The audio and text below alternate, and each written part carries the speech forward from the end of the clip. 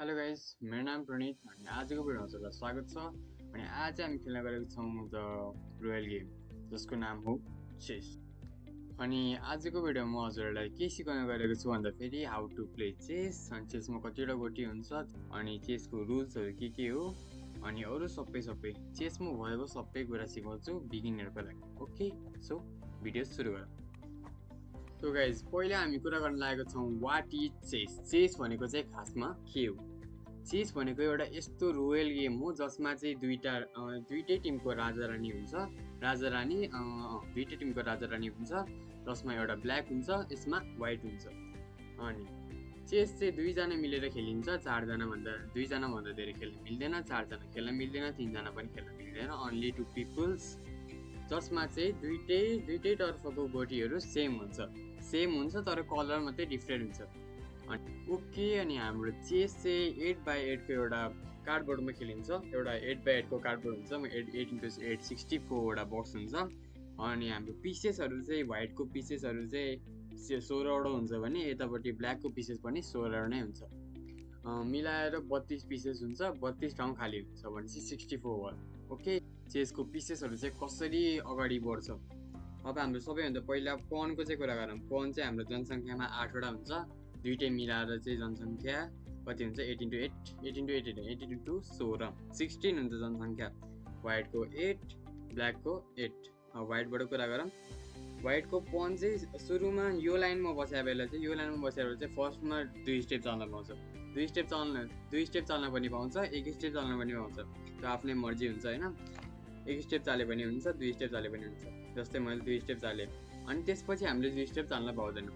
मतलब फर्स्टको चान्स मात्रै 2 स्टेपको हुन्छ, त्यसपछि हाम्रो एक स्टेप गर्दै जान्छ। अनि जस्तै हाम्रो अर्को पनले हाम्रो बाटो ब्लक गरिदियो भने हामी अगाडि जान पाउँदैनौँ। अनि हाम्रो पन चाहिँ हाम्रो साइडमा छ भने, जस्तै अपोनेन्ट पन हाम्रो साइडमा छ भने चाहिँ हामीले त्यसलाई मार्न पाइन्छ, अनि हाम्रो पाथ चेन्ज गर्न पाइन्छ। जस्तै हाम्रो मेरो पन फेरि यहाँ गयो, फेरि यसलाई मार्यो, फेरि पाथ चेन्ज भयो, फेरि यसलाई राजालाई चेक हान्यो, राजाले फेरि यसलाई मारिदियो, अहिले त सकियो, पनको सकियो होइन। अब यतापट्टि अर्को साइडको पनको पनि त्यही हो। अर्को साइडको पनमा जाँदा फेरि पनि यो पन अगाडि 2 स्टेप जान्छ, एक स्टेप, अनि हाम्रो पाथ चेन्ज हुन्छ, अगाडिपट्टि जान्छ, अगाडिपट्टि जाँदैन। यहाँ बाटो ब्लक भएपछि अगाडिपट्टि जाँदैन, यतापट्टि यसले खाइदिन्छ, अनि यो सकियो। ओके, हाम्रो पिसेस मिलाउँ। ओके, अब हाम्रो अर्को पिसको कुरा गरौँ जसको नाम हो हात्ती। हामीले नेपालीमा हात्ती भन्छौँ, मलाई ठ्याक्कै इङ्ग्लिसमा नाम थाहा भएन। हाम्रो हात्तीको चाहिँ स्ट्रेट मात्रै हुन्छ, होरिजेन्टल मात्रै हुन्छ। जस्तै अगाडि गयो, साइडमा गयो, यतापट्टि गयो, सिधा गयो, बाङ्गो चाहिँ जाँदैन, एउटा गरेर मात्रै जाँदैन, त्यो चाहिँ हो बाङ्गो।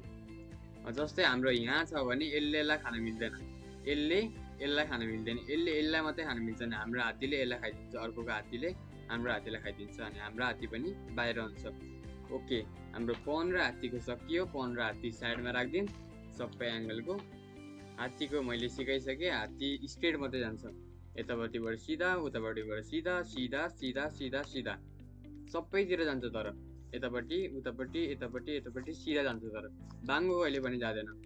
अब हाम्रो सिधाको सकिसक्यो, हात्तीको सकिसक्यो भनेपछि हाम्रो अर्को कुरा गरौँ जसको नाम हो नाइट। नाइटको चाहिँ के हुन्छ भन्दाखेरि ओन्ली एल सेप। हाम्रो पन हटाइदिउँ पहिला। ओन्ली एल सेप। एल भनेको चाहिँ के हो भन्दाखेरि एल यस्तो इङ्ग्लिस लेटरको एल हुन्छ नि। जस्तै हाम्रो एलको इन्डिङमा जान्छ क्या, यतापट्टिबाट यो इन्डिङमा गयो, यतापट्टिबाट यो इन्डिङमा आयो, यो पनि यतापट्टिबाट यो इन्डिङमा गयो। अब यहाँ छ भने यतापट्टि जान मिल्छ, उतापट्टि जान मिल्छ, दुईटैतिरबाट यल हुन्छ नि त, त्यही भएर। अब यतापट्टि छ भने यसरी यहाँ हाम्रो यतापट्टि जान मिल्यो।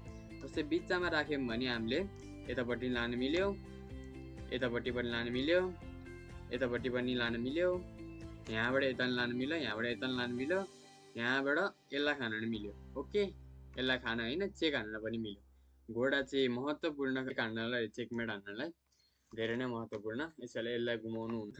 फोर्थमा चाहिँ के छ भन्दा फेरि यसको नाम हो बिसप। बिसपलाई के भन्छ नेपालीमा? मन्त्री भन्छ।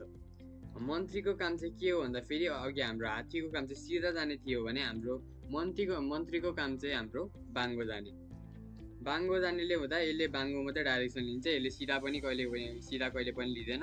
बाङ्गो चाहिँ फेरि अगाडि पछाडि दुइटै हो, यता पनि जानु मिल्छ उता पनि जानु मिल्छ, यता पनि जानु मिल्छ उता पनि जानु मिल्छ, यता पनि जानु मिल्छ यता पनि जानु मिल्छ, सबै डाइरेक्सन जानु मिल्छ, तर बाङ्गो मात्रै भर्टिकल मात्रै। हाम्रो यो हात्ती चाहिँ होरिजेन्टल मात्रै जान्थ्यो भने हाम्रो यो बिसप चाहिँ भर्टिकल जान्छ। भर्टिकल मतलब पुरै बाङ्गो मात्रै, जुन साइड भयो पनि all direction, all 4 direction with not straight line, vertical line. अब हाम्रो सकियो, बिसप पनि 4वटा सकियो, सबै सकिसक्यो। यतापट्टि हाम्रो व्हाइट छ, धेरै नै व्हाइट छ, यतापट्टि ब्ल्याक छ। अब हाम्रो कुरा गरौँ रानीको। रानी चाहिँ कम्बिनेसन केसको हो भन्दा फेरि रानी हाम्रो कम्बिनेसन हाम्रो हात्ती र बिसपको दुईटा मिलेर रानी बन्छ। अब हाम्रो हात्ती होरिजेन्टल मात्रै जान्थ्यो भने हाम्रो बिसप भर्टिकल मात्रै जान्थ्यो। हाम्रो रानी चाहिँ के गर्छ भन्दा फेरि होरिजेन्टल पनि जान्छ भर्टिकल पनि जान्छ, दुईटै two combinations of bishop and hatti is known as rani. Okay, रानी चाहिँ हाम्रो होरिजेन्टल पनि जान्छ भर्टिकल पनि जान्छ, त्यही हो। अब हाम्रो लास्टमा कुरा गरौँ, रानी पनि सकिसक्यो, अनि हाम्रो लास्टमा कुरा the main thing of the chess, two teammates होइन, टु प्लेयर्सको सबैभन्दा इम्पोर्टेन्ट हाम्रो किङ। यतापट्टिको व्हाइट किङ, यतापट्टिको ब्ल्याक किङ। व्हाइट किङ चाहिँ कहाँ बस्छ भन्दा फेरि व्हाइट किङ चाहिँ व्हाइटमै बस्छ, ब्ल्याक किङ चाहिँ ब्ल्याकमै बस्छ, अनि ठ्याक्कै रानी साइडमा हुन्छ। हाम्रो रानी साइडमा हुन्छ, रानी चाहिँ अपोजिटमा हुन्छ।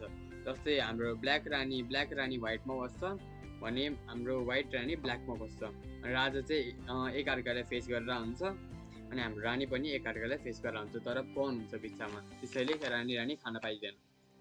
अनि यतापट्टि हाम्रो राजा हुने भएको हुनाले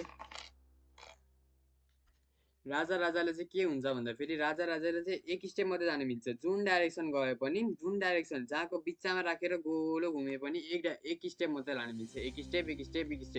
हाम्रो पन चाहिँ के थियो भन्दा फेरि अगाडि मात्रै जान्थ्यो, पछाडि आउँथेन, उता पनि जान्थेन, यता पनि जान्थेन।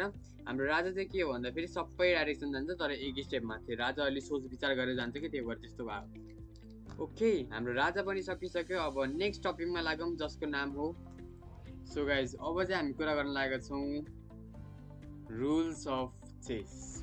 What is the rules of chess? चेसको रुल्स चाहिँ के हुन्छ भन्दा फेरि हामीले कुनै पनि बाहिर निकाल्न मिलेन, जस्तै हाम्रो पन अगाडि छ भने कुनै पनि निकाल्न मिल्दैन। हाम्रो घोडा हाम्रो नाइट बाहेक अरू कुनै पनि बाहिर निस्किन मिल्दैन, किनभने घोडाको यल सेप हुन्छ, यल बाहिर पर्ने भएको हुनाले घोडा मात्रै बाहिर निस्किन मिल्छ।